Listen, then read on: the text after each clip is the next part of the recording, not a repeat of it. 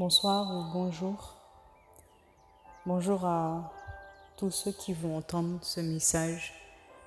Je prie que le Seigneur, au travers de celui-ci, puisse nous encourager de la même façon qu'il m'encourage, qu'il me pousse à continuer à marcher avec lui, qu'il me pousse à continuer à le chercher, à continuer à me consacrer. Je voudrais que ce que je puisse apprendre un petit peu de lui, le transmettre à d'autres qui pourront encore le transmettre à d'autres et continuer à le transmettre à d'autres. Parce que je crois qu'on a un corps et qu'on a tous besoin des uns des autres dans notre marche avec le Seigneur. Je ne prétends pas tout savoir ou avoir tout maîtrisé ou avoir tout vécu, etc. Non. C'est une petite chose que le Seigneur m'enseigne et qui me fait du bien à moi, à mon âme, que je voudrais transmettre à d'autres, afin que ça puisse aussi faire du bien autour de moi, aux personnes qui ont besoin, elles aussi, du Seigneur. Parce qu'on a tous besoin du Seigneur, mais on a tous besoin d'être renouvelés et d'être rafraîchis avec le Seigneur. La pensée que je voudrais partager, c'est une pensée qui concerne l'âme, le cœur, le repos. Dans Matthieu 11, à partir du verset 28, le Seigneur dit « Venez à moi, vous tous qui êtes fatigués et chargés, et je vous donnerai du repos. » Ensuite, il dit « Prenez mon joug sur vous et apprenez de moi, car je suis doux et humble de cœur, et vous trouverez le repos de vos âmes. Car mon joug est doux et mon fardeau est léger. » Le Seigneur commence par dire « Venez à moi, vous tous qui êtes fatigués et chargés, et je vous donnerai du repos. » Cette parole nous concerne tous autant que nous sommes. Nous sommes tous fatigués et chargés. C'est vrai, on est tous fatigués du monde, fatigués de ce qu'on vit, de ce qu'on subit dans le monde, mais on est fatigués par nos propres vies et par le poids du péché dans nos âmes. Et j'insiste là-dessus, on est fatigués par le poids du péché dans nos âmes, par le poids des blessures dans nos âmes. Au travers de ce passage, je suis vraiment interpellée en fait en le lisant parce que les différents mots que je lis me touchent profondément. Le Seigneur insiste qu'il sait qu'on est tous fatigués et chargés. Il nous demande de venir à lui afin que lui nous donne du repos. Mais ce repos-là suppose qu'on puisse prendre son joug. Comment est-ce que des gens déjà fatigués pourraient porter un autre joug? On pourrait se dire, mais ça n'a pas de sens. Je suis déjà fatiguée par ma vie, par mes combats, par mes épreuves. Et le Seigneur me dit, porte mon joug. Et en plus, il me dit que son fardeau est doux et léger. Mais c'est la vérité. Son fardeau est doux et léger.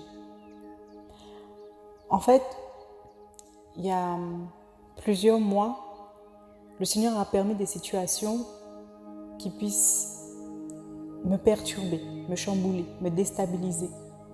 Parce que le poids de la vie, la manière dont on a vécu, a fait qu'on a des automatismes et qu'on a bâti on va dire des forteresses, des choses avec lesquelles on avance. Et je vais être un peu plus précise. Il y en a qui ont dû rapidement devenir autonomes, être adultes, qui ont eu à rapidement à gérer certaines choses, à prendre des responsabilités et à se prendre en main. Ça a forgé en fait la force de caractère de beaucoup qui sont dans leur vie déterminés, ce qui est une bonne chose. Et quand malheureusement cette force de caractère est trop poussée ou devient à l'extrême, ça devient un fardeau pour la personne, ça devient un fardeau pour nous, pour celui ou celle qui marche comme ça. Il y en a qui, par leurs blessures, ont pris des décisions, des résolutions et qui sont enfermés dans ces résolutions. On l'a tous fait, on l'a tous dit. Un jour, je ne laisserai plus jamais personne me parler comme ça. Je ne laisserai plus jamais quelqu'un me faire du mal. Je ne laisserai plus jamais telle ou telle personne ou telle situation arriver. Je ne permettrai plus qu'on m'humilie. Je ne permettrai plus qu'il m'arrive telle ou telle chose. Et en fait, on se bat parce que c'est plus qu'un slogan, mais c'est comme une résolution qu'on a dans notre vie. On se dit non, moi dans ma vie, j'ai vécu telle et telle chose. Plus jamais je ne permettrai à quelqu'un de le faire. Et le Seigneur, en fait, il permet que l'on se fatigue. À chaque situation donnée dans la vie, on va poser tout un tas on va mettre tout un tas de choses en place parce qu'on vit sous cette résolution. Par exemple, il nous arrive quelque chose au travail. En fait, on ne s'en rend pas compte. Je ne dis pas non plus que c'est quelque chose qu'on le fait consciemment. On ne s'en rend pas compte. Par exemple, il nous arrive quelque chose au travail. Ta collègue, elle te parle mal. Ton boss, il te parle mal, etc. Mais toi, comme intérieurement, tu es forgé avec le fait que à toi, on ne peut pas te donner un ordre, par exemple, on ne peut pas te parler n'importe comment. En fait, à chaque situation, ça va réveiller en toi la chose qui n'est pas encore travaillée et ça te pousse à réagir de la façon dont tu as toujours réagi. Et tu te bats avec ça, tu te bats avec ça. Tu te bats avec ça parce que on ne se rend pas compte que c'est un leurre que Satan a mis et met dans nos vies et dans nos cœurs. Toutes les blessures qu'on a connues, tout ce qui s'est passé dans nos vies, dans nos passés, sont comme des leurres en fait. Parce que Satan veut que cette blessure-là motive tout ce qu'on va faire, motive toutes les actions que nous allons faire, toutes les choses qu'on va faire. En fait, on est comme enfermé dans un cercle infernal, un cercle qui tourne en fait. Parce que moi, je suis convaincue, lorsque tu viens à Elohim, lorsque tu viens à Yehoshua et que tu lui donnes ta vie, tu le fais de tout ton cœur. Donc ça veut dire que dans ta marche, viennent des moments où le processus de la restauration de l'âme, il s'impose à toi. Tu peux commencer en maîtrisant toutes les paroles, tous les versets, tout ce que tu veux dans la parole. Il n'y a pas de problème parce que de toute façon, il faut que ça bâtisse ta vie. Mais vient un temps où la restauration de l'âme, le besoin que Elohim aura de travailler ton âme va s'imposer à toi. Parce que tu lui as dit, je te donne ma vie. Donc, lorsque tu lui as dit, je te donne ma vie, tu ne lui as pas dit, Seigneur, je te donne juste mon intelligence et que tu la remplisses de versets. Non, tu lui as dit, je te donne ma vie. Je te donne mon cœur, je te donne mon âme. On le chante souvent. Je te donne mon cœur, prends tout, Seigneur. Eh bien, le Seigneur, il le fait. Et je pense qu'il le fait, non pas parce que c'est, on va dire, c'est le chemin ou c'est la vie, il va le faire de toute façon. Non, il le fait parce qu'il vient d'abord chercher des cœurs qui lui ressemblent. On insiste souvent là-dessus, on se demande toujours souvent, mais pourquoi le cœur? Pourquoi le cœur? Parce que c'est du cœur que partent les bonnes actions. Parce que c'est de l'abondance du cœur que la bouche parle. Parce que les motivations trouvent leurs racines dans nos cœurs. Si aujourd'hui tu agis de telle façon, c'est parce que c'est dans ton cœur que les choses se font. Si aujourd'hui tu te sanctifies parce que dans ton cœur tu as accepté Yehoshua. Si aujourd'hui tu pries alors qu'il y a 5 ans en arrière, au même moment, tu ne te serais pas trouvé en train de prier, c'est parce qu'aujourd'hui, dans ton cœur, tu as fait rentrer Elohim. Donc ça veut dire que dans ton cœur, tu vas aussi faire rentrer tout le caractère d'Elohim. Mais c'est de ce cœur-là, c'est contre ce cœur-là que Satan se bat et que, c'est ce cœur-là que Satan vise par toutes les blessures et par toutes les situations de la vie. Parce qu'il sait que si tu as un cœur abîmé, tu ne vas pas pouvoir produire des fruits selon Elohim. Le cœur, c'est le symbole des 4 terrains dont Yehoshua parle. Sur les 4 terrains, c'est juste des parenthèses qu'on ouvre pour comprendre. Sur les 4 terrains, il n'y en a qu'un seul qui était fertile, celui qui était travaillé et prêt. Mais les 4 autres, donc le long du chemin, celui qui avait des pierres et celui qui avait des épines, les 3 autres, ils n'étaient pas fructifiants, parce qu'ils étaient déjà remplis de choses. Si tu essaies de faire pousser, je sais pas moi, une plante là où il y a des pierres, c'est clair que ça va pas pousser parce que la plante elle a besoin d'endroits pour s'enraciner.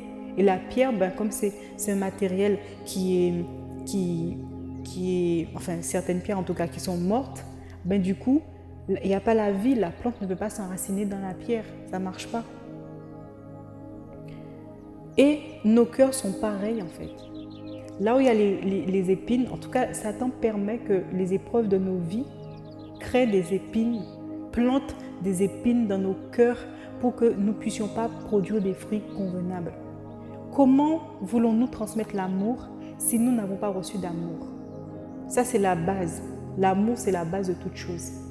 Le sacrifice à la croix, il est basé sur l'amour. Donc c'est pour ça qu'on va toujours mentionner l'amour comme le premier fruit. D'ailleurs, le livre de Galates mentionne d'abord l'amour. Comment tu veux produire l'amour si tu n'as pas reçu d'amour?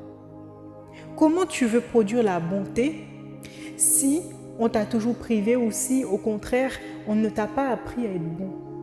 Comment est-ce que tu veux produire la joie dans ton cœur si tu n'as vécu que des souffrances? En fait, c'est des choses qu'on sait tous. Je ne raconte rien que personne ne sait. Je pense que tout le monde le sait. Satan, pendant toutes les années qu'on a passées dans le monde, il s'est acharné contre nos cœurs. Pourquoi? Parce qu'il ne veut pas que ce cœur-là puisse traduire le caractère de Christ et encore moins puisse produire des fruits selon l'esprit. Déjà des fruits pour nous-mêmes, ensuite des fruits pour les autres pour que d'autres puissent manger ces fruits-là. Satan le sait très bien. Si tu t'es converti à 20 ans, 21 ans, 25 ans et que là ça fait peut-être 5 ans, 10 ans que tu marches avec le Seigneur, dis-toi que c'est 25 ans que Satan a travaillé minutieusement pour que tu sois une personne colérique, que tu sois une personne rebelle, que tu sois une personne qui est dans la rancune, qui est dans les revanches. Satan a travaillé minutieusement avec tous ces agents, que ce soit les démons, que ce soit les hommes, que ce soit les situations de la vie. Parce que comme il a fait à Job, il a travaillé minutieusement pendant tout ce temps-là pour que ton cœur soit gâté, au point que tu ne puisses pas témoigner la vie de Christ et que tu ne puisses pas témoigner les fruits de l'esprit. Ça veut dire que lorsque tu arrives en Christ aujourd'hui, il faut que tu saches que oui, en dehors de tout ce que tu vas apprendre, en fait, en dehors de la parole textuelle que tu vas apprendre, Elohim, il a besoin de travailler ton cœur afin que de ce cœur-là, qui va être renouvelé, nettoyé, que des fruits dignes de la vie puissent en jaillir en fait. Et j'en reviens à mon passage par rapport au fardeau. En fait, on ne s'en rend pas compte, mais moi je crois que Elohim il est tout puissant et je crois qu'il va permettre de nous interpeller à chaque fois par rapport à l'état de nos cœurs. On ne s'en rend pas compte souvent, mais on est esclave de nous-mêmes. La dernière fois, je disais au Seigneur, mais Père, c'est quoi le repos? Parce que tu nous dis qu'on est dans le Shabbat. Tu dis que tu es le maître du Shabbat, mais personnellement, dans ma vie, je n'ai pas l'impression d'être en repos. Parce que j'ai toutes mes responsabilités qui pèsent sur mes épaules, j'ai tout mon boulot, j'ai tout ce que je dois, toutes les décisions que je dois prendre au travail pour d'autres, pour moi-même, C'est quoi le repos? Parce que lorsque moi je quitte le travail, je ne rentre pas chez moi pour dormir, j'ai encore aussi ma vie à la maison, il y a encore d'autres choses à faire. Moi, je n'ai pas l'impression d'être dans le repos en fait. Et je disais au Seigneur, je veux goûter au repos de mon âme. Je veux avoir une autre vision en fait de la vie. Mais je ne savais pas que le repos que je désirais devait passer par certaines délivrances. Délivrance de certaines blessures, délivrance de certaines choses que j'avais connues dans ma vie. En fait, c'est ce que le Seigneur répond à chacune de nos prières. Il dit, venez à moi, donc vous tous qui êtes fatigués, chargés. Donc personnellement, nous sommes tous, que personne ne se mente, nous sommes tous fatigués et chargés. Fatigués et chargés, même si on ne se rend pas compte. Il dit, je vous donnerai du repos. Prenez mon joug et apprenez de moi, car je suis doux et humble de cœur, et vous trouverez le repos de vos âmes. Le Seigneur nous appelle à lui, en dehors de la conversion, pour marcher dans la sainteté, la sanctification, et pour être sauvé, pour rencontrer le Seigneur, dans nos marches de tous les jours. Une fois que toi, ma soeur, toi, mon frère, tu as donné ta vie à Yahushua, que tu as décidé de marcher en lui, maintenant, il faut descendre un peu plus en profondeur. Dans le monde, enfin, c'est de gloire en gloire en fait. De gloire en gloire, non pas en visant des choses glorieuses qui brillent aux yeux des hommes, mais c'est plutôt de profondeur en profondeur, j'ai envie de dire. Elohim, il nous promet le repos si on accepte d'être guéri par son esprit, par sa main puissante. Il nous promet le repos là où d'autres n'ont pas pu nous apporter le repos, en nous laissant travailler par son esprit. Il nous promet le repos en nous laissant être façonnés par son esprit. C'est comme ça que Elohim il fait.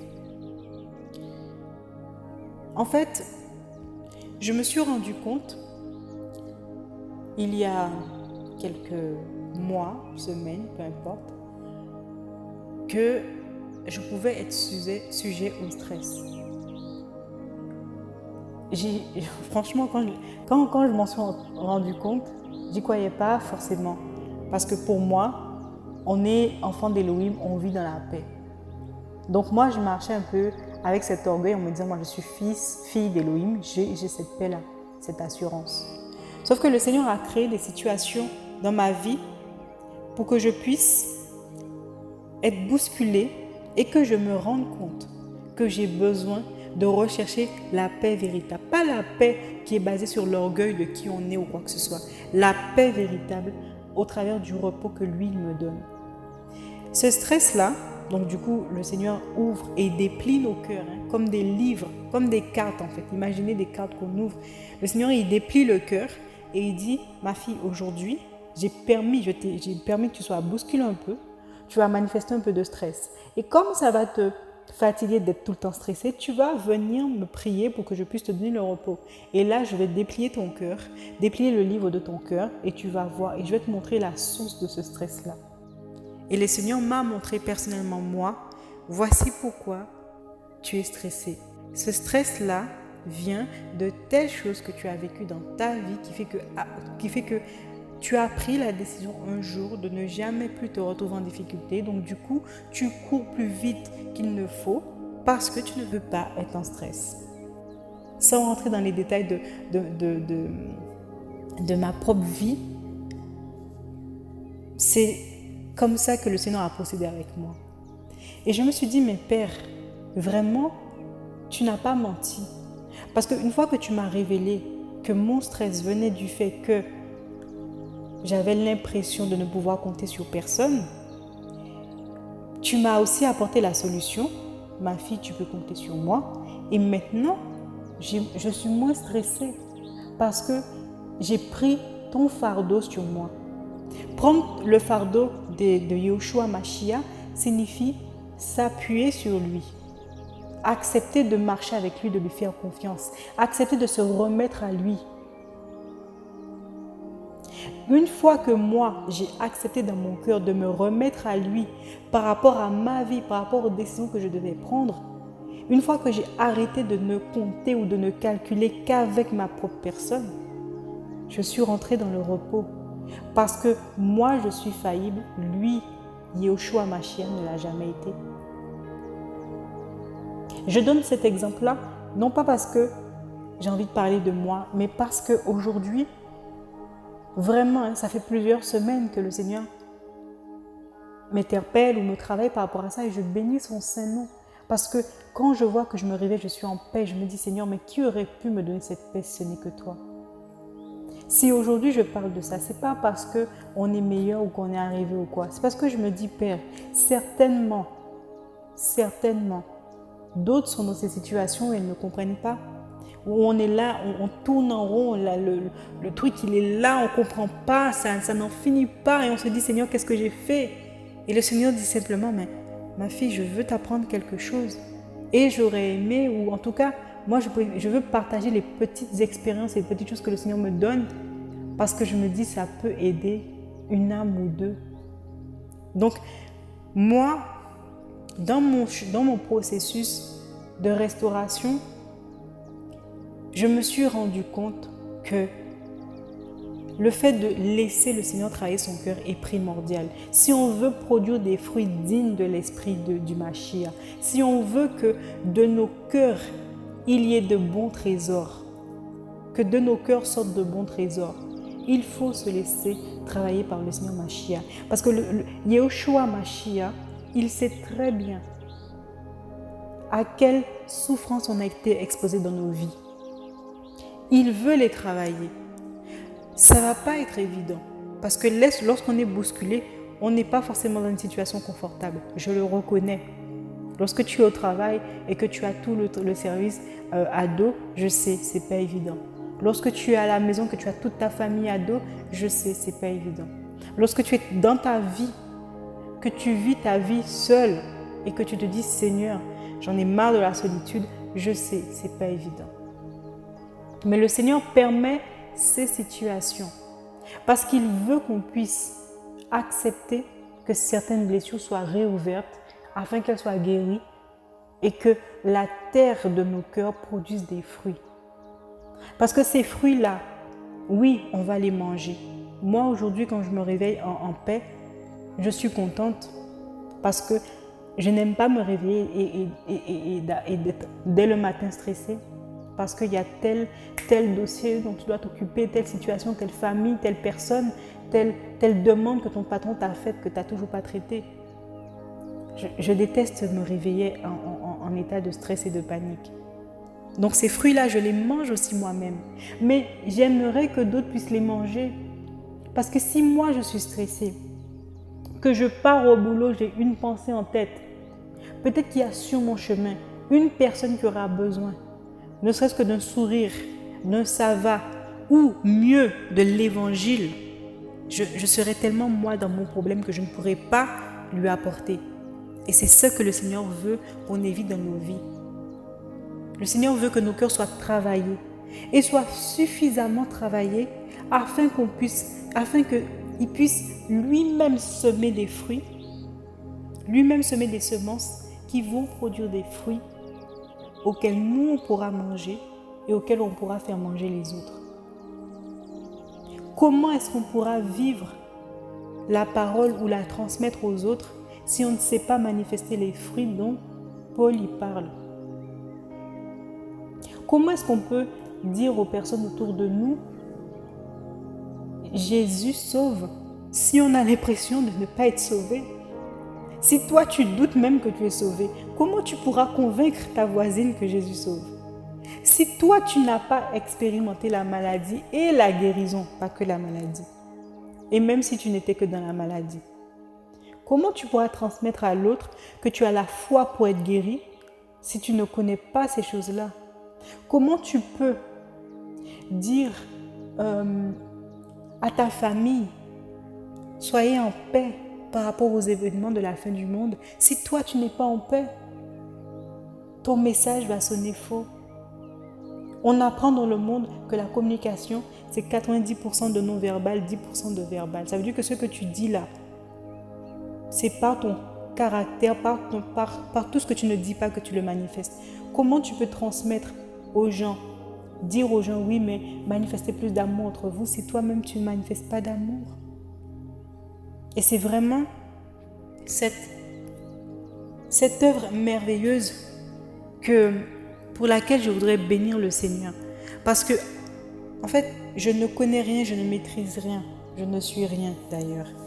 Mais quand je vois à quel point l'œuvre du Seigneur est belle et fine, je me dis, Père, vraiment, je n'ai pas connu d'autre Elohim que toi. Parce que ta parole est vraie, parce que tu ne mens pas.